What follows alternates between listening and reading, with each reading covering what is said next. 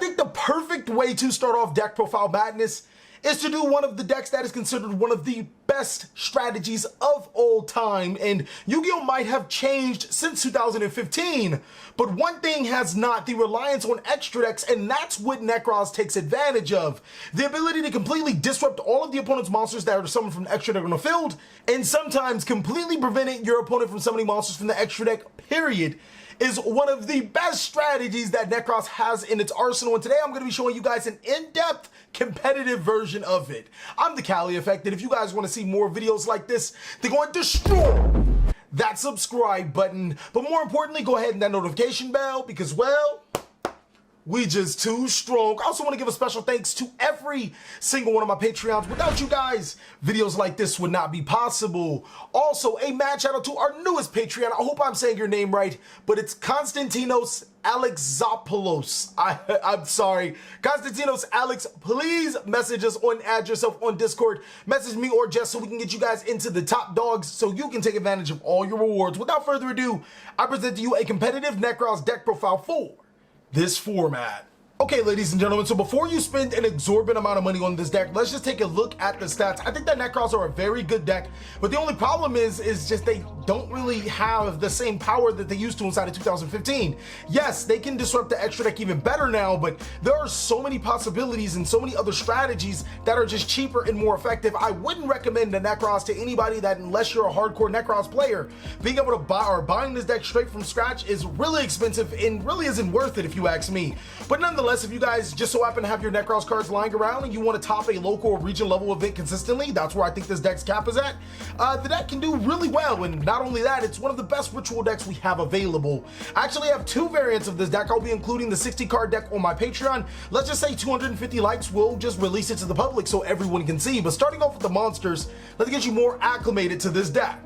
Only one copy of Nekroz of Decisive Armor. To be honest with you guys, this card actually I played it because of Olaf.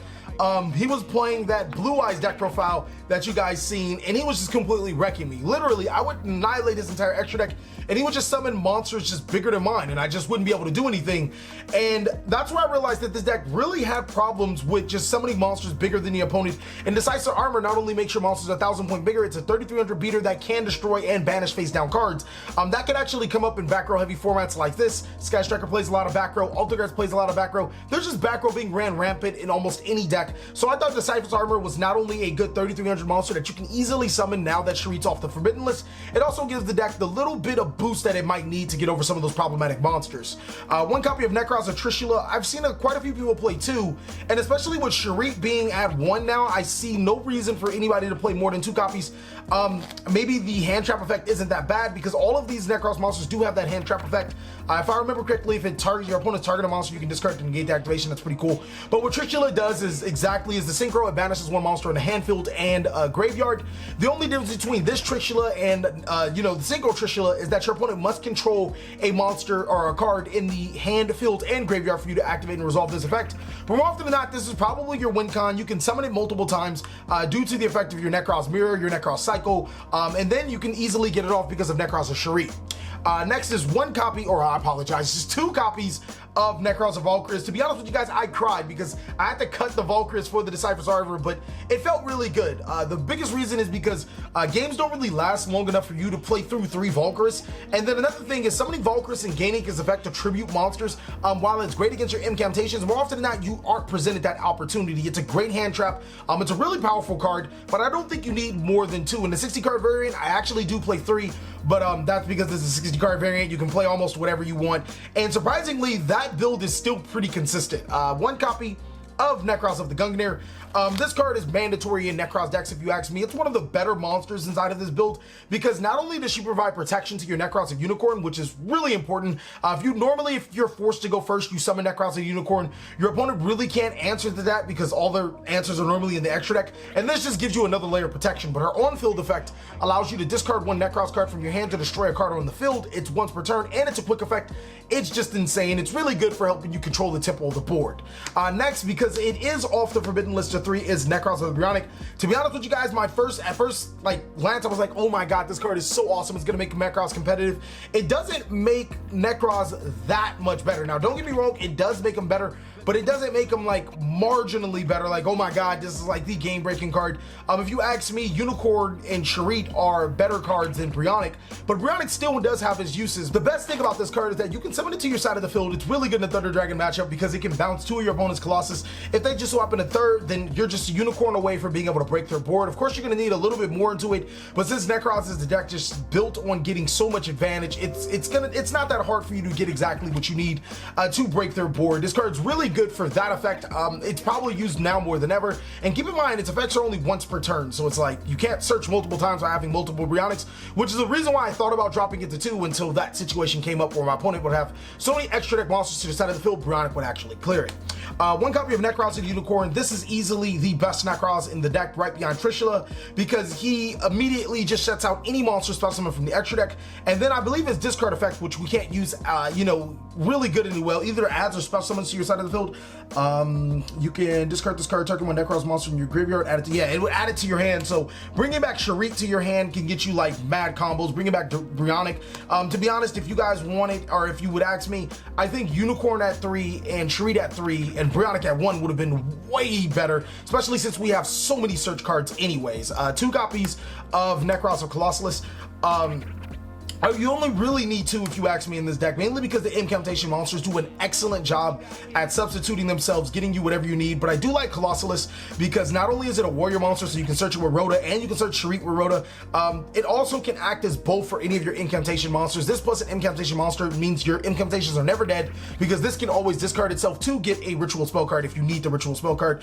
And then lastly is 1 copy of Incantation Chalice Slime.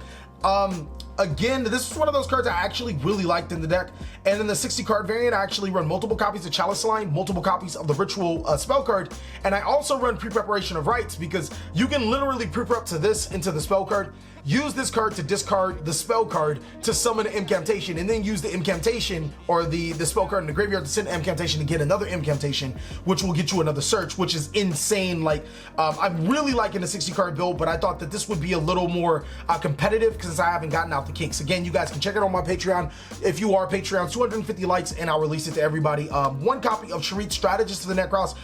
This is pretty much an obvious you have to play. When it's tributed, you can add 1 warrior monster from your deck to your hand. That's Trish, that's Brio, and that's Colossalus. It's a really good card. Next is 3 copies. Oh, and the fact that he can be used as a full tribute is like the best thing. But next is 3 copies of Zaborg, the Mega Monarch. This card is insanely powerful. If you ask me, I strongly suggest in any like 40 card variant that you are going to run either 3 of these or 3 Manjus. I run 0 Manjus inside of this deck, mainly because if I draw Manju in this card, one of those are a brick. You know, one of them aren't going to get me. But if I draw this in an incantation, that's 3 searches compared to the Manju, which is 1 search. And it also clears my board if I have ritual spell cards in my graveyard, which allow me to search again. So it's like searches on searches. Easily the best card in the deck, because not only does it allow you to get cards started with your combos, it also, a lot of times, it ruins your opponent's day. You literally can auto win just off of summoning these cards against certain decks. It isn't as powerful as it once was in the formats before, but it's still really good if you guys ask me. Zaborg the Thunder Monarch, or the Mega Monarch, is just insane. We run 2 of each incantation, so 2 Talismandra, 2 Bookstone, 2 Candle, and 2 Pentaplume. I'm very solid on 2 of each incantation inside of a 40 card deck. Inside of the 60 card build, we obviously run more because it's 60 cards. The reason why I decided to go only 2 of each is because I felt that having 8, literally 8, was really solid. I technically have 10 because of the spell card and the ritual monster. Just being able to get into them were really good, but having multiples in your hand really sucks. So this is actually the reason why I was like, hey, let's try 60 card while I'm working on it. But it's still really good if you're running a 40 card variant to run, like, you know, 6 to 8 incantations. You'll be able to see them enough. If I believe this is 44 cards, so it still does, you know, have those opportunities to open multiple incantations. But if you do open multiple incantations, there are ways around it. Next is 3 copies of Ash, or 2 copies of Ash Blossom and Joyous Spring, and 2 copies of Ghost Bell and Haunted Mansion. Ash Blossom and Joyous Spring is probably the most generic card. For the people that can't afford these cards, I don't know how you afforded Nekroz and you know, being able to afford, not afford Ash Blossom and Ghost Bell, but I guess Effect Veilers and, you know, are really good substitutes. Ciphering Gear Gammas are great. The reason why I run Ghost Bell is because I don't want my opponent to call by the grave me, and they can almost call by the grave every single one of your plays. Seriously, if you're activating a Nekroz monster effect in hand, they can call by the grave it, they can ash it, they literally, this deck is so vulnerable to call by the grave, it's not even funny. So I decided to main the Ghost Bells, and it's really good against, you know, your opponent activating Monster Reborn effects like that. And then Ash Blossom is just generic, so I thought that it was a good option to add. And then next is 3 copies, or for the spells is 3 copies of Preparation of the Rites. Again, in the 60 card build, we run 3 pre-prep. I do think that the 60 card build will have a bigger ceiling because it does run more cards like Arclord, Christia, Cyber Angel, Pinton, all of the Nekroz monsters, which allows you to like have some really cool plays. But for right now, the 40 card is the most tested, the most thorough, and this is the only preparation that I run, mainly because you can't pre-prep into your Nekroz cards. It's really good for having your level 7 to lower and then a ritual card. We run 2 of each spell, which, if you ask me, hasn't been tested to be one of the best anymore.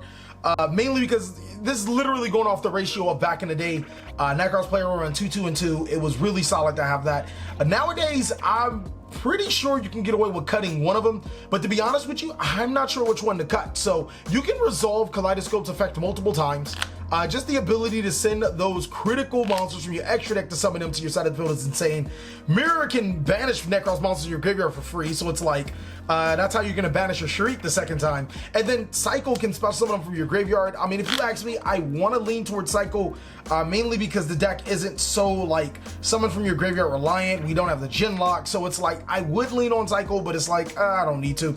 The only reason why I only run 1 copy of Incantation Inception is because it has to send Incantation monsters to the graveyard for a ritual summon. Other than that, I'd be like, oh my god, this is amazing.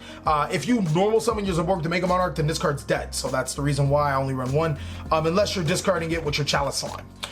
Next is 3 copies of Call by the Grave because I hate being hand trapped. Ash Blossom, Effect Veiler, you know, almost every hand trap really hurts this deck. So again, Call by the Grave. And that's the reason why I feel that this deck isn't as powerful, is because YuGiOh has changed to hand traps, and like Effect Veiler used to hurt this deck bad, it still does. Ash Blossom, Ghost Bell can hurt this deck. Like almost every card can hurt this deck, and it's like, I don't feel it's that powerful just because of all the checks and counters that are just regular being played.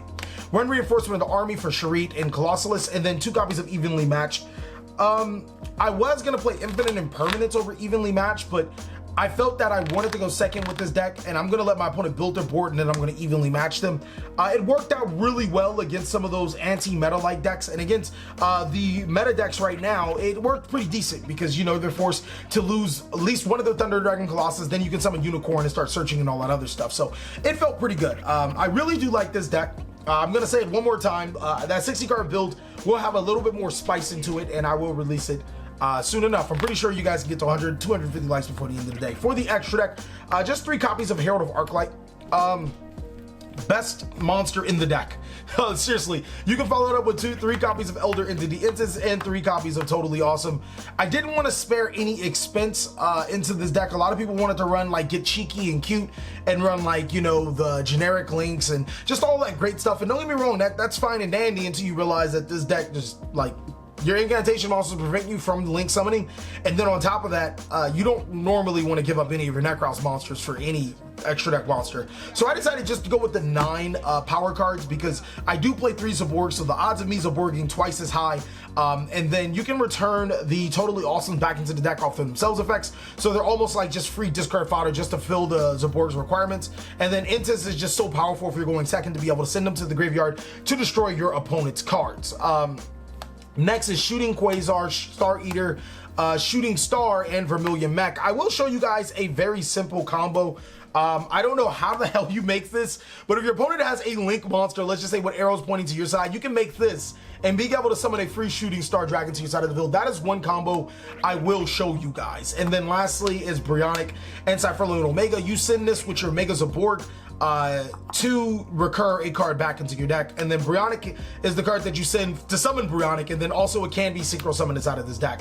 But that's it for the main board and the extra deck. Let me show you guys a couple of combos. There's not really much to show, but you know, it kind of gets there, I guess. Okay, ladies and gentlemen, so this is not necessarily a combo. It's pretty much something that everybody should know because the board is your win condition. If you can resolve this, I mean, obviously it is a combo, but if you can resolve this, it'll put you in so much advantage, and it really depends on your opponent's field. Let's say hypothetically, my opponent has 3 monsters in the field. I obviously want to trish them and inflict some serious damage. Well, with Zaborg the Mega Monarch and any incantation monster in the corresponding ritual monster or spell card, you can do that. But for time-intensive purposes, I'm just gonna say Nekroz of Colossus, and then I'm gonna say Incantation Pencil Plume because this is, if you ask me, this is probably the best way to pop off with this combo.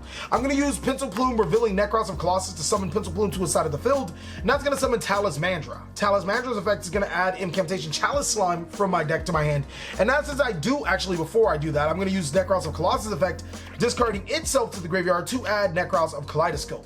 Now, since I fulfill requirements, I'm gonna tribute both of these monsters for Zaborg the Mega Monarch, and then I'm gonna use Zaborg to target himself to destroy himself so I can look at my extra deck and send cards to the graveyard. Since I did tribute a light monster, I get to look at my opponent's extra deck too, and now I basically know exactly whatever they're trying to do and I can stop their counter strategy.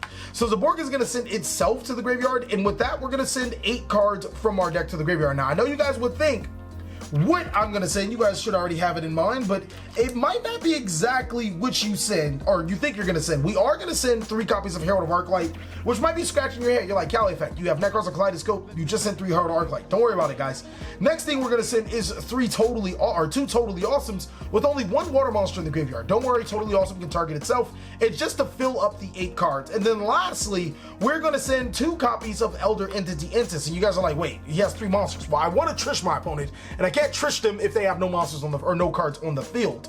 We're gonna send Cyframe Lord Omega as another filler card, and I know I said lastly, but it was to throw you guys off, and that should fill 8. So the chain order that you guys want to go into is Herald of Arclight will be 1, 2, and 3. Totally Awesomes will be 4 and 5. Elder Entity Intis will be 6 and 7. Now, the reason why you want to do this is because if these are 1, 2, and 3, your opponent can't Ash Blossom you, and if these are 5 and 6, your opponent can't Ghost Bell your Totally Awesome targets. So Totally Awesome is going to go ahead and add Totally Awesome and Nekroz of Colossus from your graveyards to your hand, and then Herald of Arclight is going to trigger, and that's going to add 3 ritual monsters from your deck to your hand. We're going to go ahead and add Nekroz of Brionic, Nekroz of Trishula, and Nekroz of Unicorn. From there, we can use our Cyframe Lord Omega's effect, shuffling the Herald and the Omega back into our extra decks, and now we're in a pretty good position, because now we can use Kaleidoscope again to send the Herald of Arclight to summon Unicorn to our side of the field. So much pluses, ladies and gentlemen, because Unicorn's effect, Herald of Arclight's effect will then go off again. Now, I do have the ability to search 1 more ritual spell, ladies and gentlemen, and to be honest with you guys, it's really dependent on what you guys want to do. I think that since I've summoned Incantation Talisman, no, you can only use this effect once per turn. So if you wanted to summon another monster and gain another ritual spell card, I guess it would be possible, but in this particular sequence, we're not even going to go that far. I'm going to use the effect of my Herald of Arclight to add my, where is that card? Nekroz Mirror from my deck to my hand. And then I'm going to use Brionic from my hand, discarding itself, to add that shiny boy, Nekroz or Shriek Strategist of the Nekroz. I'm then going to go ahead and use Nekroz Mirror, tributing the Shriek to summon the Trishula, and now I'll be able to banish 1 card from my opponent's field, 1 card from my opponent's hand, and 1 card from my opponent's graveyard. That's going to trigger Shriek's effect, allowing me to add 1 warrior monster from my deck to my hand. And you can add another Nekroz or Brionic back into your hand. Now, you could extend or do this a little bit differently because you did have the Incantation Chalice Slime to discard itself, to special summon an Incantation monster to gain more advantage, or you could have just went ahead and searched a different ritual monster. Instead of the Chalice Slime, you could have searched the Valkyries, or you could have searched the Nekroz of Gungnir for protection. But now that we're done with the more viable, more plausible combo, because the deck only really has that going for it, I can show you guys an insane combo that if you guys wanted to do it, I mean, it's fun. It's not really practical because, you know, you need your opponent to either have link monsters or a way to make a link monster on your side of the field. Okay, ladies and gentlemen, now in this particular combo, you are going to need either your opponent to have a monster with a link arrow pointing to your main monster zone, or land 4 Linkus, or some way to make a link monster. Look, I'm not going to show you guys how to make a link 2 monster with 2 arrows pointing down. I'm assuming you guys can get pretty creative. And then the next thing you are going to need is Nekroz of Brionic in your hand. And, 2 Nekroz of Brionic and a Kaleidoscope in your hand. This is a pretty fun combo, ladies and gentlemen. It's the reason why I didn't include it into the deck. It's not practical, but it's really fun. It was amazing back when Nekroz were, you know, full powered and, you know, Master Rule 4 did not exist. So we're gonna actually start off by just going ahead and straight up using our Nekroz of the Kaleidoscope, sending that shooting Quasar Dragon from our decks to the graveyard. If I can find that shooting Quasar Dragon real quick. There we go. Shooting Quasar Dragon to summon 2 Brionix to our side of the field. Next, we're going to use Brionix effect to bounce on our opponent's cards, but we're not done. We're going to use the both Brionix to summon Insect or Exabeetle, and then use its effect because it was Xe summon to target a card from either player's graveyard, equip that target to this card. Now, Exabeetle has a unique effect. It's going to gain attack equal to that monster, or actually it gains half the original attack and defense of that monster. So this is a pretty beefy 3K monster on our side of the field, and even if we did just put him in the extra monster zone, we have something to gain from that, because if it is sent to the graveyard, or if this is into the graveyard, you'll be able to trigger its effect. But if we do have a link to Arrow Monster, we can gain more advantage. You're gonna actually, you detach 1 material, and then you target 1 card on each side of the field and send those targets to the graveyard. We're gonna send our Shooting Quasar Dragon and our opponent's card to the graveyard, and then trigger the effect of Shooting Quasar Dragon to special summon a free Shooting Star Dragon to our side of the field. Now, how are you guys gonna get that 2-link Arrow Monster down? I haven't really dig too deep into this, because while this card is really fun, this combo is really fun to do, it's a little outdated, and again, this isn't a link-based deck, so I didn't really focus on making links. Thank you guys so much for watching another segment of the TheCaliEffect. I really hope you guys enjoyed this video. If you did, go ahead and give it a like, and if you didn't, let us know down below in the comment section what we could do to be better. Please like, comment, subscribe, but most of all, enjoy. I hope you guys are having a great day like I am.